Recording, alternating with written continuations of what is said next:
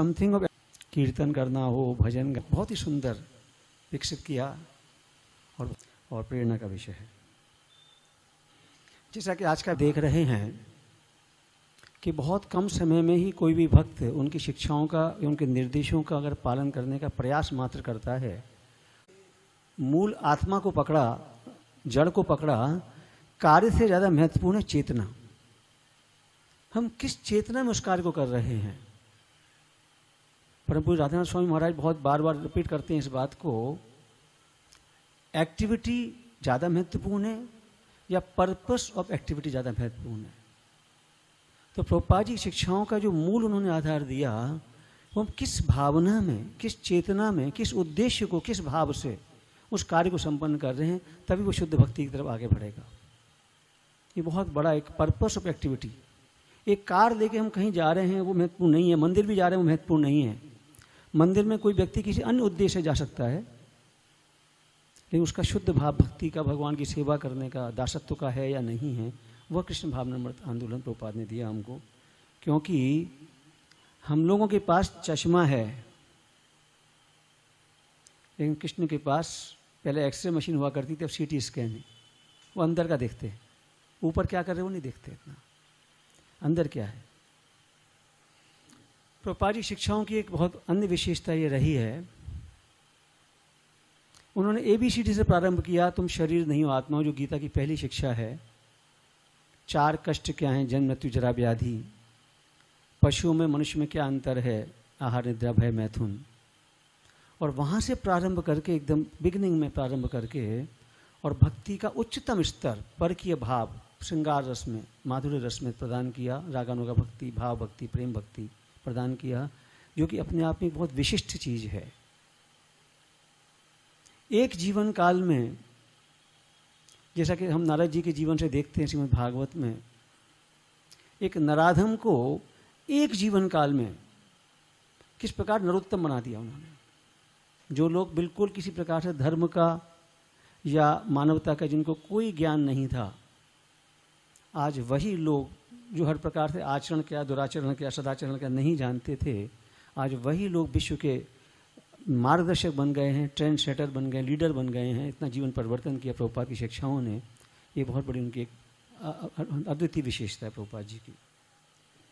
बहुत जोर देते हैं प्रभुपाद जी पुनः पुनः चर्वित चर्वणा नाम, इस शब्द के ऊपर प्रहलाद शिक्षाओं में।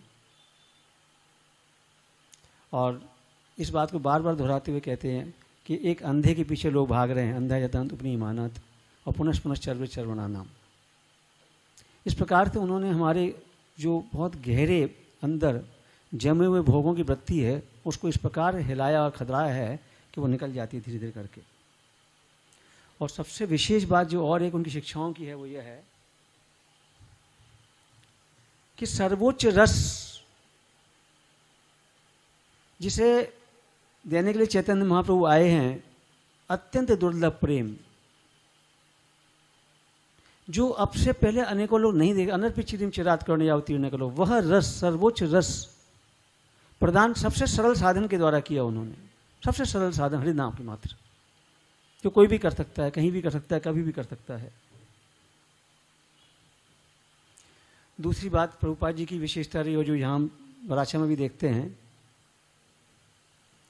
मूर्तिमान प्रभु कोई मार्केट अगर यहाँ हो और उसमें सारी दुकानें डुप्लीकेट डायमंड की हों, आर्टिफिशियल डायमंड की हों, अगर कोई व्यक्ति एक प्योर डायमंड की दुकान खोले तो चलेगी कि नहीं चलेगी? अगर मार्केट ही पूरा डुप्लीकेट डायमंड का हो, आर्टिफिशियल डायमंड ओनली, 100 रुपये में डायमंड, और वहाँ असली हीरा बेचने वाला आ जाए लाख रुपए का हीरा, दुकान चलेगी कि नहीं चलेगी? चलाई कि नहीं चलाई? चलाई कि नहीं चलाई? और ऐसा है कि नहीं है? सारी जगह पे हम देखते हैं, जब तक हम ढंग से नहीं समझे थे, सब लोग मिश्रित ज्ञान दे रहे हैं, सूडो फिलॉसफी दे रहे हैं। उसके बीच में प्रभुपाद जी ने आके इस शुद्ध भक्ति का प्रतिपादन किया इतनी दृढ़ता के साथ में, बिना किसी समझौते के। ये एक अपने आप में विशिष्ट और अद्वितीय बात है। प्रभुपाद जी ने अपने जीवन से दिखा दिया कि गुरु निष्ठा क्या चीज़ है और उसका क्या परिणाम है और क्या आवश्यकता है, उसकी क्या महत्व है उसका। मात्र लोग कहते हैं हमने गुरु बना लिए, गुरु दीक्षा ले ली, वो वास्तव में आध्यात्मिक जीवन नहीं है। पर प्रणिपात प्रभुपाद ने दिखाया प्रणिपात है, ये संबंध है, ये संबंध का ज्ञान है। ये अपने जीवन से उन्होंने उजागर करके दिखाया कि यदि गुरु के वचन पर विश्वास है, गुरु के चरणों में निष्ठा है, उनके प्रति समर्पण है, तो उसका क्या परिणाम होता है। प्रभुपाद जी ने कहने को बहुत साधारण विधि दी हमको। सुबह हम उठें, जल्दी मंगला आरती करें, गुरुवाष्टक करें, नरसिंह स्तुति करें, तुलसी आरती करें, 10 अपराध बोलें, जप करें, भागवतम श्रवण करें। प्रोसेस कहने को बहुत सिंपल है, लेकिन इतना पावरफुल है कि प्रत्येक व्यक्ति के जीवन में आमूल परिवर्तन ला देता है। ये इनकी शिक्षाओं में रहस्य भरा हुआ है, इनकी शिक्षाओं में तत्व भरा हुआ है। और सर्वोच्च बात जो और जगह देखने को नहीं मिलती है कई जगह भक्ति संप्रदायों में, जो प्रभुपाद ने दिखाया, दासानुदास भाव क्या है। जो वास्तविक स्वरूप जीव का और सबसे सुरक्षित सेफेस्ट पोजीशन है, वो ये है कि हम दासानुदास भाव में सेवा करें और बाकी सारी इच्छाओं को धीरे धीरे करके शुद्ध करें अपना, तो हम अपने नित्य स्वरूप को प्राप्त करके उस निश्चित रूप से अपना जीवन सफल कर सकते हैं। लोग मुक्ति के पीछे भाग रहे हैं। अभी मुझे कल परसों भी किसी ने बहुत डिस्कशन किया, मुक्ति के कैसे मिलेगी, क्या होगा मुक्ति। अब यहाँ बता रहे 5 प्रकार की मुक्ति है और मुक्ति लक्ष्य नहीं है, खाली एक 20 का प्लेटफॉर्म है। ये कहने वाले व्यक्ति प्रभुपाद हैं। बाकी सारी दुनिया, पहली बात तो मुक्ति है क्या जानते नहीं, मुक्ति मिलेगी कैसे जानते नहीं हैं। लेकिन उन्होंने बताया कि मुक्ति तो सहज चीज़ है, जो स्वाभाविक है, भक्ति करने से सहज प्राप्त हो जाती है, प्रमाण के साथ कहा। फिर आस्तिकता क्या है, धार्मिकता क्या है, मायावाद क्या है, धर्मध्वज क्या है, सहजियापन क्या है, कितने प्रकार के रोड़े भक्ति मार्ग में आते हैं जिसमें लोग गुमराह हो जाते हैं। उन सबसे निकालते हुए अपने अनुयायियों, मोक्ष मार्ग के लिए 10 संस्तुत विधियां हैं। मौन रहना में कोई चीज़ दूसरी दी नहीं है, बिल्कुल भी। हर जगह एक ही चीज़, हरे नाम वे केवलम, और कुछ नहीं दिया, वही किया वही कहा। इतनी दृढ़ता से, इसलिए आज प्रभुपाद के अनुयायी हम लोग बड़ी सरलता से, बिना किसी भ्रम के, आराम से इसमें प्रगति कर जाते हैं। प्रभुपाद जी ने जिस प्रकार से शास्त्रों के ऊपर, गुरु के ऊपर विश्वास करना सिखाया। सतस्वरूप महाराज लिखते हैं एक तत्पर में नारद भक्ति सूत्र के, कि जब एक शुद्ध भक्त आते हैं तो इन शास्त्रों की महिमा को, इस शास्त्रों को इस प्रकार प्रस्तुत करते हैं कि जो हम लोगों के अंदर अविश्वास या संदेह रहता है, उसको पूरी तरह क्षीण करके और पूर्ण विश्वास जगा देते हैं। ये प्रभुपाद जी ने करके दिया अपनी शिक्षाओं में। प्रसादम की क्या शक्ति है, कृष्ण प्रसाद की क्या शक्ति है, महाप्रसाद की क्या शक्ति है, हर नाम की क्या शक्ति है, हमारे गुरुओं की जो प्रमाणित गुण की क्या शक्ति है, वैष्णवों के संघ की क्या शक्ति है, विग्रहों की क्या शक्ति है, हमारे विग्रह स्थापित है मंदिरों में, धाम की क्या शक्ति है, तुलसी महारानी की, तुलसी कंठी की क्या शक्ति है। ये सब प्रभुपाद ने इतनी दृढ़ता से दी है कि इन उपायों को करके हम निश्चित गारंटी के साथ में अपने लक्ष्य को प्राप्त कर सकते हैं। प्रभुपाद ने इस युग धर्म को इस प्रकार प्रतिपादित किया। और भी लोग शास्त्रों का अध्ययन करते हैं, शास्त्रों की चर्चा करते हैं, लेकिन वास्तव में ये युग धर्म हरि नाम है एकमात्र। उसको जितनी दृढ़ता प्रभुपाद जी ने दिया, कोई नहीं दे सका दूसरा। जगन्नाथ जी की रथ यात्रा, जगन्नाथ जी का महत्व, जगन्नाथ जी का प्रभाव, चैतन्य महाप्रभु की कृपा। आज कलयुग में स्पष्ट सब जगह गया हुआ है कि चैतन्य महाप्रभु ही पूजनीय विग्रह हैं, लेकिन अनेकों भागवतकार, वृंदावनवासी इत्यादि भी इस बात को न समझ पाते, न समझा पाते हैं। जब प्रभुपाद जी रथ यात्रा निकालने लगे और जगह, तो कोई पुरी में उनको बोला कि प्रभुपाद जी, जगन्नाथ जी तो पुरी में रहते हैं, आप इनको बाहर क्यों ले जा रहे हैं। प्रभुपाद बोले वो पुरी नाथ नहीं है, वो जगन्नाथ है, जगत के नाथ है, उनको हर जगह जाना है, जगत के अंदर है। क्या एक पूर्ण शिष्यत्व क्या होता है,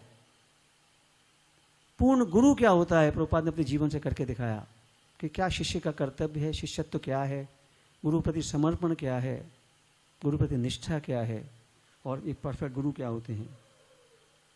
प्रभुपाद जी ने इतना साहित्य है, इतने शास्त्र हैं, बहुत सेलेक्टेड, लिमिटेड, गीता, भागवत, चैतन्य चरितामृत, भक्ति summer Sindhu, Ishopanishad, act of instruction, गिने चुने शास्त्र दिए हमको, जिनको हम सब पढ़ सकते हैं, समझ सकते हैं। और सबका सार फिर वैष्णव सॉन्ग्स जो दिए उन्होंने, नरोत्तम दास ठाकुर के, भक्ति विनोद ठाकुर के, लोतन दास ठाकुर के, ये सर्वोच्च रस प्रदान करने वाले हैं। ये भी बहुत बड़ी विशेषता है। बहुत कम में गागर में सागर दे दिया उन्होंने हमको उठा के। हर किसी व्यक्ति को यहाँ पे आश्रय मिल रहा है, कोई किसी भी स्तर पे क्यों न रहा हो, उसे कोई अंतर नहीं पड़ रहा। प्रभुपाद जी कहते हैं कि एक यूनाइटेड नेशन है जहाँ हर साल झंडे भरते चले जाते हैं, मतभेद भरते चले जाते हैं। इस्कॉन वास्तव में एक सच्चा यूनाइटेड नेशन है। यहाँ हर विश्व के लोग आ रहे हैं, एक दूसरे प्रेम कर रहे हैं, प्रेम करना सिखा रहे हैं और साथ में मिलकर एक दूसरे की सेवा कर रहे हैं। उन्होंने आर्ट ऑफ डाइंग सिखाया हमको, जो निश्चित है। वृंदावन लेके गए सारे विश्व में, वृंदावन का भाव लेके गए, गोपी भाव लेके गए, वृंदावन की कॉन्शियसनेस लेके गए और ये दिखा दिया कि सच्ची शरणागति क्या है। शरणागति किसे कहते हैं? खाली नाम के लिए या वास्तव में प्रैक्टिकल? और गुरु दीक्षा क्या है, गुरु के प्रति हमारा कर्तव्य क्या है? भगवान विष्णु से कृष्ण आते हैं या कृष्ण मूल तत्व हैं, इसका निराकरण कितने बड़े बड़े विद्वान नहीं कर पाते, लेकिन प्रभुपाद जी ने इतने प्रमाणित तरीके से किया। देवताओं में भगवान में क्या अंतर है, कृष्ण मूल विष्णु हैं, मूल तत्व हैं, ये बताया उन्होंने। सच्चे साधु क्या हैं, ये सब बताया उन्होंने।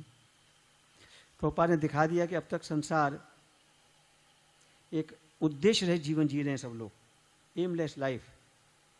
कितने भी चले जाएं हम लोग मूर्तिमान प्रभु, कहीं भी जाके पूछ कर देखें किस लिए जी रहे हैं आप, क्या पाना चाहते हैं, 100 में से 99 लोग भी उत्तर नहीं दे पाते इस बात का। इतना महत्वपूर्ण मनुष्य जीवन, इतने लोगों का हमने सत्संग भी अटेंड किया, शास्त्रों का अध्ययन भी किया। मुझे बहुत सारी गीता याद थी इस्कॉन में आने के पहले, रामायण भी बहुत सारी याद है, लेकिन उसका उद्देश्य क्या है, उसका साधन क्या है? मैं तो कई बार ये कहता हूँ प्रभुपाद ने सिर्फ 2 ही बातें दी हमको। कोई लोग सोचते होंगे बहुत सारी बातें दी, पर मैं कहता हूँ सिर्फ 2 ही बातें दी प्रभुपाद ने। आप सहमत है इस बात से? कितनी बातें दी प्रभुपाद ने? 1 बात, 2 बात, 10 बातें, 100 बात, सिर्फ 2 ही बातें दी हैं। क्या पाना है और कैसे पाना है, और कुछ नहीं दिया उन्होंने। एक मुसाफिर को क्या चाहिए, कहाँ जाना है और क्या साधन चाहिए, वही दिया उन्होंने। बाकी उन्होंने बहुत सारे ज्ञान दिया, बहुत सारा ज्ञान दिया, बस ये नहीं दिया उन्होंने। प्रभुपाद ने वही दिया हमको। प्रभुपाद की कुछ घटनाएं छोटी छोटी, मैं 5 मिनट और लूँगा, बताता हूँ उसको। प्रभुपाद एक बार कलकत्ता में थे, छत पर मालिश करा रहे थे, तो गिरिराज स्वामी महाराज उनके पास गए और पूछा, मैं ये समझने का प्रयास कर रहा हूँ कि आपकी वास्तविक इच्छा क्या है, आप क्या चाहते हैं, हमसे क्या अपेक्षा करते हैं। फिर प्रभुपाद ने कुछ उत्तर नहीं दिया, तो महाराज बोले, 2 चीज़ें आपको सर्वाधिक पसंद करती दिखती हैं, आपकी पुस्तकों का वितरण और मायापुर में बड़े मंदिर का निर्माण। प्रभुपाद चेहरा खिल गया एकदम। मूर्तिमान को कितने मंदिर बना रहे हो, कितने बनाएंगे आगे पता नहीं। खूब शक्ति प्राप्त हो और इस प्रकार प्रचार। आपका जीवन तो छोटा ही रहेगा, लेकिन हजारों साल तक, सैकड़ों साल तक ये चलने वाला है। प्रभुपाद को बहुत पसंद करती 2 चीज़ें, ये पुस्तकों का वितरण और मंदिर का निर्माण, बड़े बड़े मंदिरों का निर्माण। प्रभुपाद मुस्कुराए और महाराज ने कहा, मैं आपको बताना चाहता हूँ कि आपकी इच्छाएं पूरा करने के लिए मैं मेरा जीवन देने को प्रस्तुत हूँ। प्रभुपाद बोले, धन्यवाद। तो इस प्रकार प्रभुपाद की इच्छा उन्होंने व्यक्त करी। पुस्तक में बहुत सारी ऐसी छोटी छोटी घटनाएं हैं, मैं 2-3 घटनाओं को लूँगा। एक बहुत महत्वपूर्ण प्रसंग था। प्रभुपाद ने गिरिराज महाराज से पूछा कि आप बम्बई, कलकत्ता, मद्रास में कहाँ सेवा करना चाहते हैं। तो महाराज ने सोचा, आज तक मैंने कभी कोई स्वतंत्र निर्णय नहीं लिया, मैं तो वही करना चाहता हूँ जो प्रभुपाद चाहते हैं। लेकिन प्रभुपाद जी ने मेरे ऊपर जिम्मेदारी डाल दी।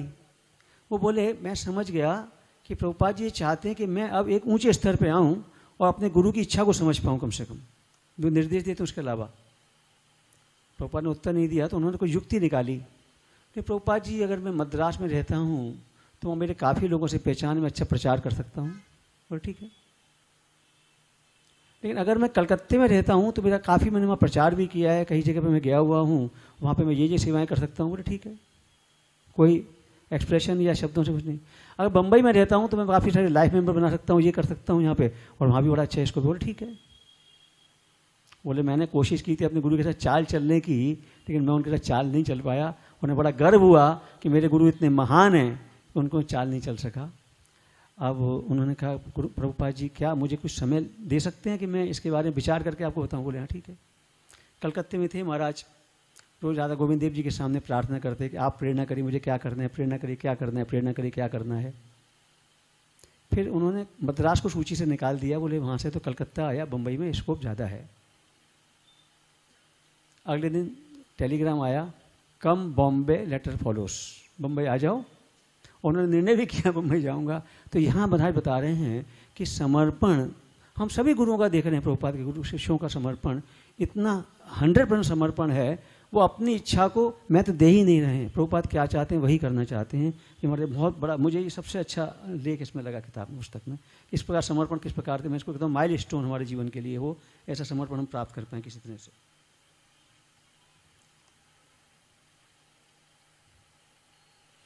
हाँ, अभी कितना समय और ले सकते, 9-12 हुआ, 2-3 मिनट और हैं, ठीक है। ऐसा हुआ, गिरिराज महाराज बम्बई में थे तो यहाँ बार बार अस्वस्थ हो जाते थे, कभी पीलिया, कभी मलेरिया, कभी कुछ और बीमारी, जिससे वातावरण में रह रहे थे। फिर प्रभुपाद ने कहा तुम कुछ दिन के लिए अमेरिका जाओ, वहाँ स्वास्थ्य लाभ करना। अपने घर गए तो घर वाले बहुत चाहते थे माता पिता किसी तरह यहीं रह जाएं। उन्होंने एक साइकोलॉजिस्ट को बुलाया, मनोवैज्ञानिक को बुलाया कि इनको तुम ट्रीट करो ताकि इनका दिमाग ठीक करो, ब्रेन वॉश करो दोबारा। तो जो भी पूछती तुम्हारे पिताजी चाहते, कौन से पिताजी, किस पिताजी की बात कर रहे हैं आप, तुम्हारी माँ, कौन सी माँ की बात कर रहे हैं आप, वो जो भी उत्तर देते फिलोसफिकल उत्तर देते। 1 घंटा उसने प्रयास किया, फिर बाहर आके बोली उनके माता पिता को, यदि मैं 1 घंटा इनके पास और रह गई ना तो मैं भी ऐसी हो जाऊंगी जैसे ये हो गए। उन्होंने प्रभुपाद जी को अगर सूचना दी ऐसा हुआ, प्रभुपाद जी बोले तुम कभी स्वस्थ नहीं हो सकते, इन्फेक्शन बीमारी लग गई तुमको जीवन भर के लिए, कभी स्वस्थ नहीं हो पाओगे। ये प्रभुपाद जी की शिक्षाएँ, ये प्रभुपाद जी के प्रति उनके शिष्यों का समर्पण इतना प्रबल रहा है। एक बार गिरिराज महाराज ने पूछा प्रभुपाद जी से कि प्रभुपाद जी अभी आप उपस्थित हैं और कभी अगर इस्कॉन का स्टैंडर्ड गिर जाता है किसी कारण से, ऐसा हो सकता है, तो क्या करना चाहिए। तो उन्होंने कहा कि तुमको कभी इस्कॉन नहीं छोड़ना चाहिए, तुम एक महत्वपूर्ण सदस्य हो और इसको सुधारने का प्रयास करना चाहिए। हर व्यक्ति के लिए एक निर्देश है कि अगर हमें लगता है कोई कमी है, मान लीजिए अभी मूर्तिमान प्रभु यहाँ कुछ कर रहे हैं और कोई चीज़ ऐसा लगता है भाई इन्होंने नहीं की या ठीक से नहीं की, तो हमारा क्या कर्तव्य है भाई, अगर जो इन्होंने नहीं किया अगर हम कर सकते तो हम करें उसको कम से कम आके। उनमें कोई कमी निकालना, उनमें कोई दोषारोपण करना, फॉल्ट फाइंडिंग करना, उससे किसी का लाभ नहीं है। हमको करना चाहिए, हम करने को तैयार हैं, हम आगे बढ़ के आए हैं, कोई ना तो है नहीं किसी के लिए, सबका मिलकर सहयोग से ही काम होता है। ऐसे ही एक बार प्रभुपाद जी से पूछा गिरिराज स्वामी महाराज ने कि यदि मैं भविष्य में एक अच्छा मैनेजर बन सकूं या एक अच्छा प्रचारक बन सकूं तो क्या करूं। तो उन्होंने कहा तुमको अच्छा प्रचार करना चाहिए, क्योंकि मैनेजर तुम लोग हायर कर सकते हैं किसी प्रकार के भी। ऐसे एक बार गिरिराज स्वामी महाराज ने पूछा, कई लोगों का फॉल डाउन हुआ जीबीसी से, तो महाराज ने पूछा प्रभुपाद जी ऐसा क्यों हुआ। तो प्रभुपाद जी ने कहा कि हर जीव एक तटस्थ स्थिति में है और हम उसको अवसर देते हैं कि वो यहाँ से बाहर निकले, लेकिन उसकी अल्प स्वतंत्रता के कारण वो कभी दुरुपयोग करके भक्ति से छूट भी सकता है। तो हमें बहुत सतर्क रहना चाहिए हमेशा। भक्ति में अगर हम भक्तों का सही संग करते रहते हैं, अपने जो काउंसलर हैं, शिक्षा गुरु हैं, उनसे संपर्क अच्छा रखते हैं, उन पर विश्वास रखते हैं, कोई बात अगर मन में आ रही है उसको खुल के बात करते हैं तो हम सुरक्षित रहेंगे, अन्यथा कभी भी भटकने की संभावना बहुत ज़्यादा है। मेरे पास मूर्तिमान पर बहुत बड़ी रिपोर्ट है, लेकिन लंबी रिपोर्ट है थोड़ी, गोपाल के महाराज ने प्रस्तुत करी थी। इस रिपोर्ट में, इस किताब के पेज नंबर 189 में कम से कम महाराज ने जो रिपोर्ट प्रस्तुत करी प्रभुपाद जी को, लगभग 20 लाख पुस्तक छापने का विषय है इसमें 4 महीने में। मतलब इतनी रोचक है ये, इतनी, मतलब पढ़ूं क्या इसको, कभी नहीं, अभी कंप्लीट कर देते हैं, फिर कभी रखेंगे, है ना। लेकिन मतलब कहने का तात्पर्य ये है कि उस समय ये गोपाल जी महाराज ने जो रिपोर्ट दी है, एक एक किताब कोई 1 लाख छप रही है, कोई 50,000 छप रही है, कोई 5 लाख छप रही है, कोई 20,000 छप रही है, इतना लंबा रिपोर्ट है। मतलब देख के रोंगटे खड़े हो जाएं उसके अंदर कि किस प्रकार से इन लोगों ने समर्पण किया है, सेवाएं करी, अपने जीवन अर्पण किया, प्रचार किया है। आज इन चीज़ों को जो हम देखते करते हैं तो हम लोगों को कम से कम ये प्रेरणा मिलती है और हमारा अहंकार भी टूटता है, विनम्रता भी आती है कि हम क्या कर पा रहे हैं इस भक्ति समाज सिंधु में हम क्या योगदान कर सकते हैं। तो हमें बड़ा आनंद होता है देख के कि प्रभुपाद जी की बहुत सारी गिफ्ट्स हैं हमारे लिए, मंदिर हैं, विग्रह हैं, प्रसाद है, हरिनाम है, रथ यात्रा है, जन्माष्टमी है, और भी बहुत सारी चीज़ें हैं। लेकिन सबसे बड़ी गिफ्ट उनकी अगर कुछ भी हमारे लिए है तो मेरा अनुभव यही है कि उनके शिष्य, उनके शिष्यों के जीवन को देख के, उनके समर्पण को देख के, उनके त्याग को, उनकी सहनशीलता को देख के, उनकी करुणा को देख के हमको जो प्रेरणा मिलती है वो ग्रंथों से पढ़ने से, साधना करने से इत्यादि से वो प्रेरणा मिलना से कई गुनी ज़्यादा है। तो हम बहुत बहुत आभारी हैं प्रभुपाद जी के, उनके शिष्यों के, इनके कारण से आज इस पथ पे हम आ सके हैं। और उनसे हम यही याचना प्रार्थना करते हैं कि हमें और आशीर्वाद दें, को आशीर्वाद सभी लोगों को दें, ताकि उनके मंतव्य को पूरा करने के लिए हम अपने जीवन को शुद्ध कर समर्पण कर सकें किसी प्रकार से।